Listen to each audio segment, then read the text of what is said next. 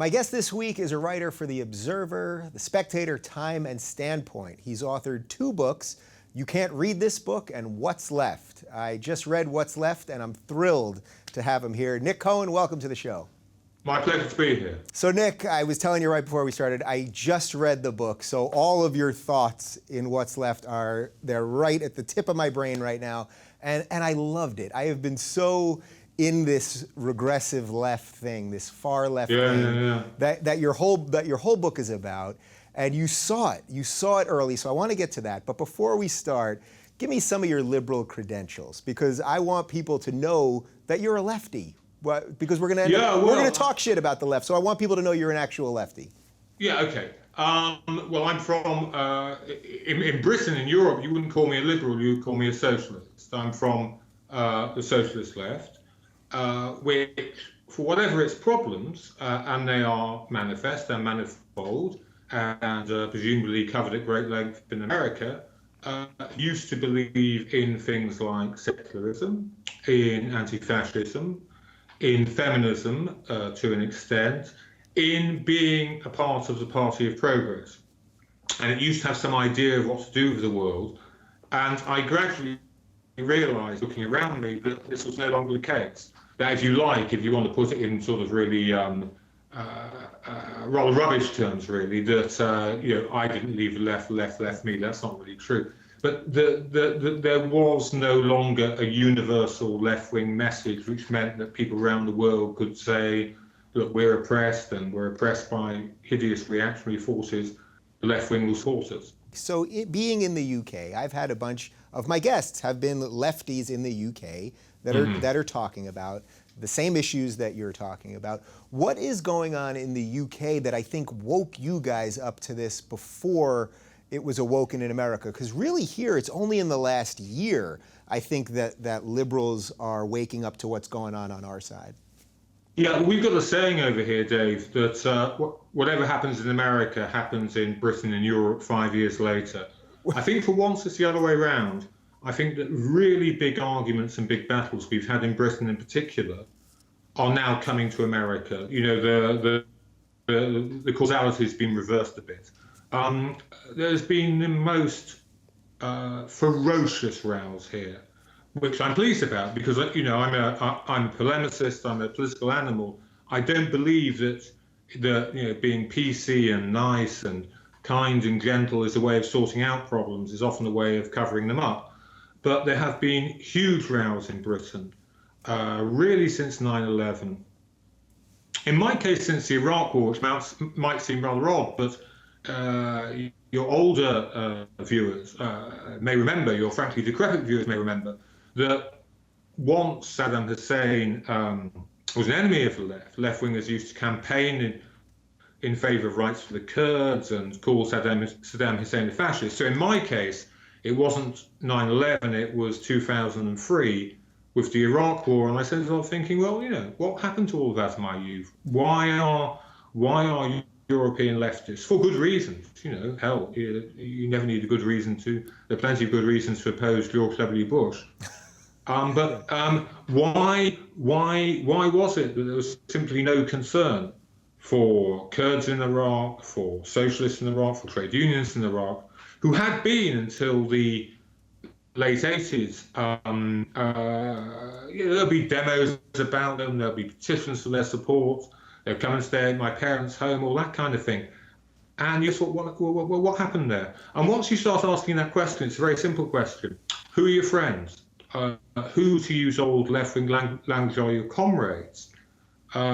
Who are you sticking up for? However critical you want to be of American policy or British policy, and I'll repeat it throughout this interview, there are always good grounds to be critical of American and British policy. Yeah, but who are you actually supporting? And then you get some rather ugly answers, and you find a sort of great vacuum on most of the left. There are many good left-wingers, but on most of the left where a principled ideology ought to be. Yeah, so right there, I mean, you hit a lot of the book. So a lot of the book deals directly with Iraq and how it woke you up, as you just said, and the horrible things that Saddam was doing and the horrible things that the Ba'ath Party was up to. So before we get into that, because I was actually surprised how much of your journey was through Iraq. But before we get into that specifically, the phrase regressive left, so it was coined by Maajid Nawaz, and it's really taken off here. And at the beginning of the book, you mention that you didn't necessarily have a word for this, and you said you didn't want to get too hung up sort of on words. Do you like the phrase regressive left? I wish I thought of it, Dave. but there's something else. Here's the thing. What's Left came out in 2007. My God, I lost jobs because of it. All hell broke loose when I published it. But the reason I didn't, I love the phrase regressive left, and it's absolutely right. The reason why I didn't put a name to it is this. You can say very easily, oh, this is just the far left. People who used to be Marxist, Leninists, Trotskyists, Stalinists, what have you. But here's the problem when you interrogate these attitudes. They go way, way, way into the mainstream. It's people who don't consider themselves left-wing at all. Typically in Britain, I'm sure this is true in America as well, from what I've seen. It's people in broadcasting. It's people in universities. It's people in schools. It's people in publishing. It's people who are, you have to define themselves as quite vaguely liberal, but then have a load of ideas, a load of baggage on them, the terrible ideas which started on the far left. And this is what drove people wild in Britain when this book was published. Because I wasn't just talking about some people on the fringe. I was sort of talking about people, here in Britain we'll say BBC type people. Right.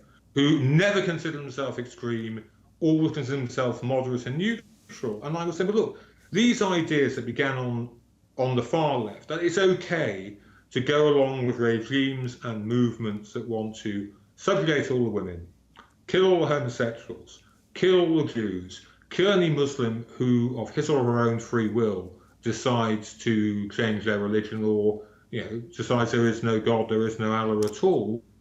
You're going along with all of this. It wouldn't matter if it was just the extreme. What matters is that this is permeating the whole liberal spectrum, and that's what drove people wild about the book. Yeah. To me, that was so obviously true, and it seems to be true about America at the moment as well. Yeah, so you hit on a lot there. So partly it seems to me that it's a little bit like the phrase, the road to hell is paved with good intentions. Oh, yeah. That these people, and I think you hit on this a bunch, that these people, they have good intentions in that they don't want extra war. And we have had a ridiculous, both of our countries, right? You in the UK and me in America. We're all with you. Right, we have had plenty of ridiculous, unnecessary wars. We've done all kinds of things, drone strikes, all of these things that we on the left are not thrilled with. But you make a really good argument for what is the alternative, that we basically just give up on all of these people that live under these horrible theocracies, and that's what put these people in the far left in bed with some really terrible people. Yeah, it's also, Dave, if you were to get a time machine and go into the future, say 50 years into the future, there are bound to be all kinds of ideas that are accepted that are just on the fringes of American society at the moment. That, all your great pangandrums in the media, Time magazine, New York Times, barely even think about, will be the common sense of their age. Now, that applies to bad ideas as well as good ideas. A really bad idea started on the far left. I would even say it wasn't even a left wing at all.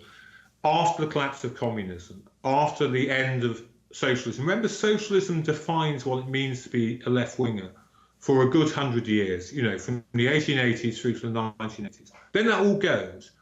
Then suddenly there are all these people, Noam Chomsky is a classic example to me, who have that same spirit but no longer have an ideology they can believe in.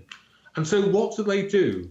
They start just saying, well, anyone who is against the West can't be all bad. Anyone who's against the West, it has to be the West's fault. We are the root cause, to use a phrase that's been repeated to death.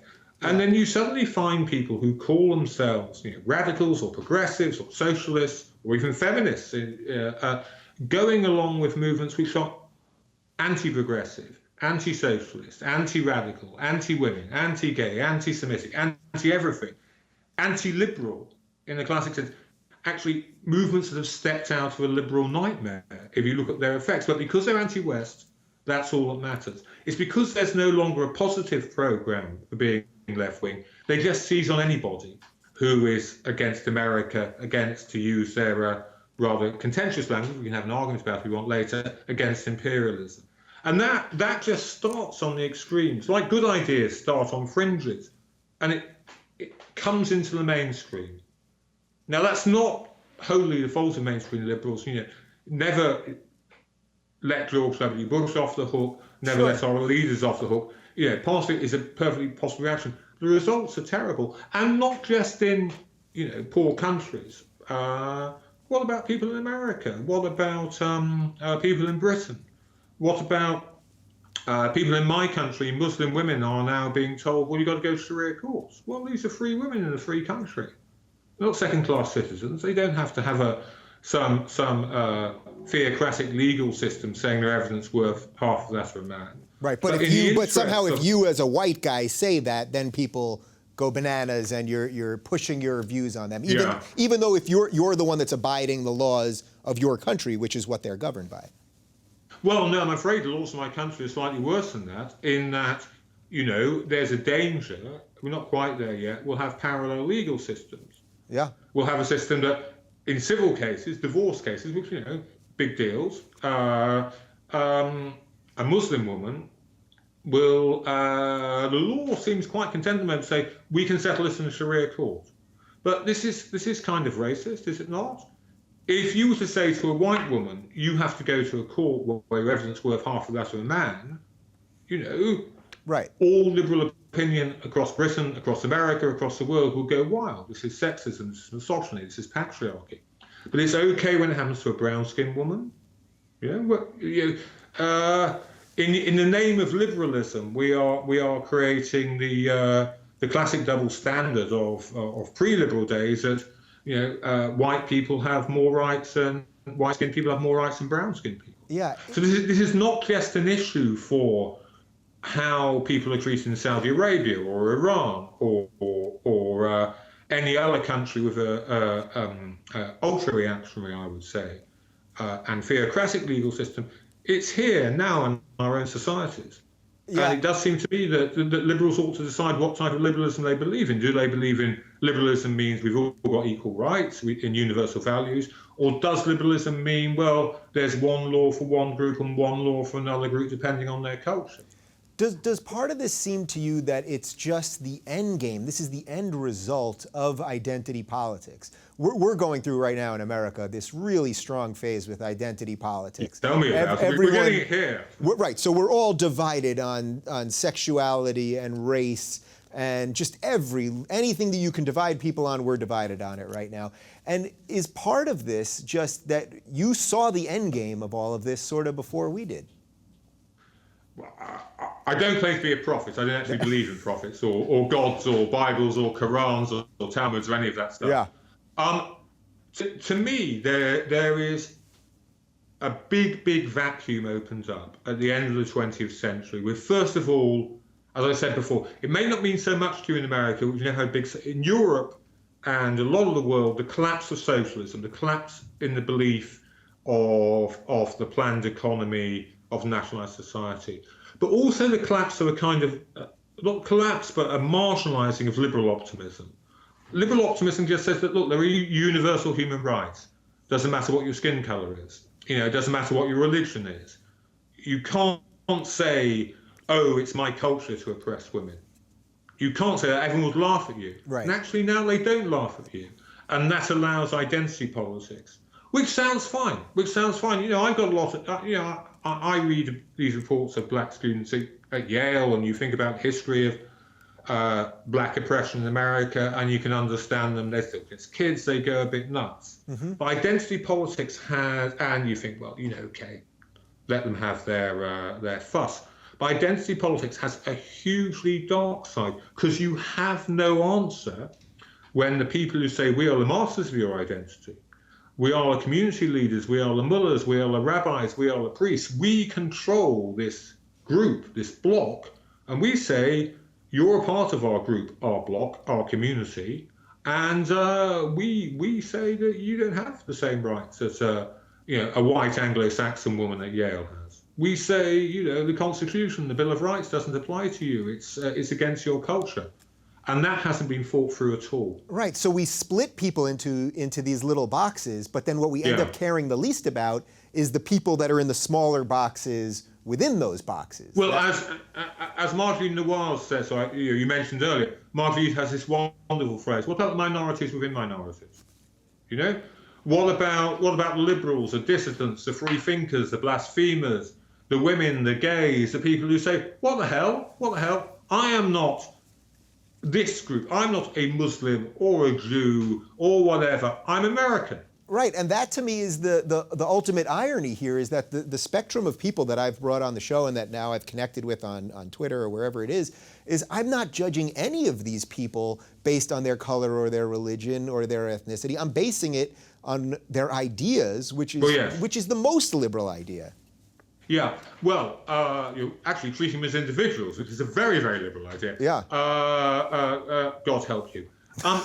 It's the other problem with identity politics is this: is when you stop treating people as individuals, you kind of identity politics is a slippery, treacherous conjunction.